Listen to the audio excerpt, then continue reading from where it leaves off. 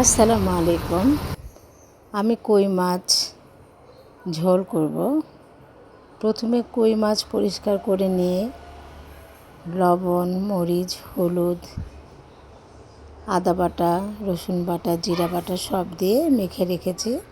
এখন কড়াইয়ে তেল দিয়ে দেব, দিয়ে পেঁয়াজ ব্রাউন কালার করে নেব।